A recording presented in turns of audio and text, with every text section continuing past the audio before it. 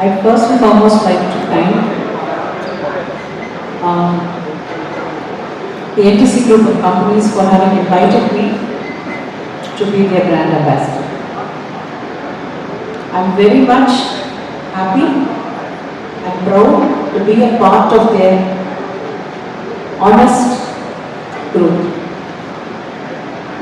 So I have understood that the way they work is in a very personal manner. The amount of respect that the company has, especially in these areas, is phenomenal and very heartwarming. So thank you for having me on board. Secondly, of course, when the government had conferred the Padma Bhushan, I was not available for comment because it can be shooting like that. And Bombay I ഒരുപാട് president വെച്ചിരുന്നു ഒന്ന് I think 24/7 I spoken to, and I was not able to comment. So again I'm saying I'm very honored, very humble, and I don't believe that I've been awarded this very very prestigious award from the Government of India.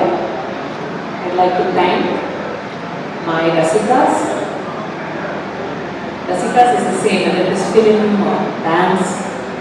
People say dance ആണ് ഇഷ്ടം, film ആണ് ഇഷ്ടം, അതൊന്നും എനിക്കില്ല. ഒക്കെ labels ആണ്. എനിക്ക് എൻ്റെ ഒരു ability to make my Rasikas happy, that is my only goal. Everything else is not in my control. Even this, it's all with God's grace. So thank you for having me. Anything else? Hello? Yeah, the media can ask me, I can give them an interview in Chennai in case anybody wants to. Still, it's old news now. Hello? How do you see the added responsibility? എനിക്ക് മലയാളം മനസ്സിലാവും, just പ്രസംഗിക്കാൻ അറിയാം. 13 വയസ്സിൽ തുടങ്ങിയ ജേർണിയാണ് as an artist. എനിക്ക് മനസ്സിലായി. 9 വയസ്സിൽ തുടങ്ങിയ ജേർണി. 9 വയസ്സിൽ തുടങ്ങിയ ജേർണി. അപ്പോൾ ഇതൊരു ആഡഡ് റെസ്പോൺസിബിലിറ്റി ആയിട്ടാണ് മാം കരുതുന്നത്. എങ്ങനെ ഈ ഒരു വലിയ ഓണറിന് എപ്പോഴും നമുക്ക് റെസ്പോൺസിബിലിറ്റിയിൽ പെർഫോം ചെയ്യാൻ പറ്റില്ല.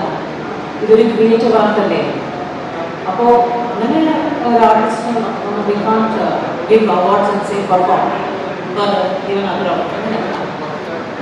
What I feel is, I understand that everywhere somebody is watching.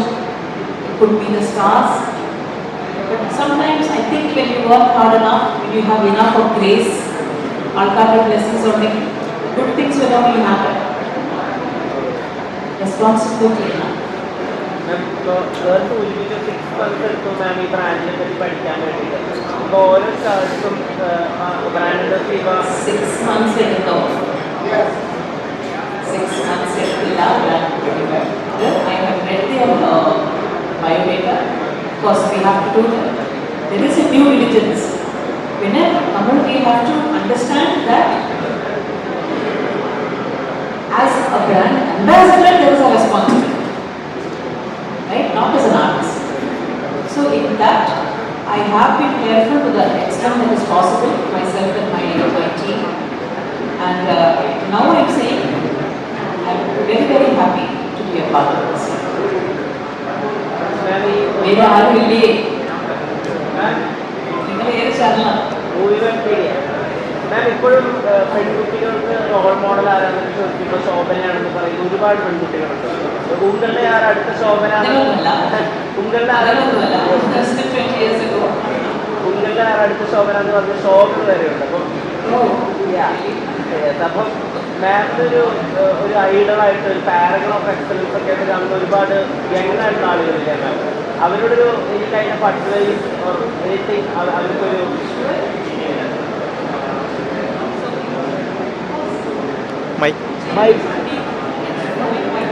Mike. ആ സമയം മൈക്ക് പോയി. Okay, thank you. ഈ ലാലേട്ടനായിട്ട് സിനിമ വരാൻ ഒരുപാട് വർഷങ്ങൾക്ക് ശേഷം ലാലേട്ടനായിട്ട് അഭിനയിക്കാൻ പറ്റുന്നത്. എന്ത് തോന്നുന്നു എങ്ങനെയുണ്ടായിരുന്നു സിനിമയുടെ ഞാൻ ആ സിനിമ ഷൂട്ടിംഗ് ചെയ്യുമ്പോഴത്തേക്കും എനിക്ക് എപ്പോഴും ഒന്നും അറിയില്ല ഒരു ടെൻഷനാണ്. നമ്മൾ ഷൂട്ട് ചെയ്യുമ്പോഴത്തേക്കും വി ഡോണ്ട് പ്രെഡിക്റ്റ് എനിത്തിങ്. പക്ഷേ ഞാൻ അത് ഡബിങ് ചെയ്തു. I think the movie is fantastic. I think so.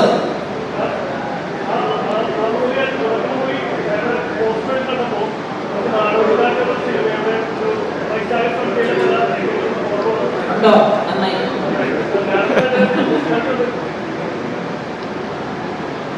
It's all their ideas of promotion. മാം മണിച്ചിത്രത്തായ റീലീസായിട്ട് പിന്നെ ഇറങ്ങിയിരുന്നു 4K കാണിക്കാൻ വേണ്ടി. Yeah. ഭയങ്കര ഒരു ഹ്യൂജ് സക്സസ് ആയിരുന്നു It's fantastic. അപ്പോൾ അത് കണ്ടായിരുന്നു ഞാൻ കണ്ടു.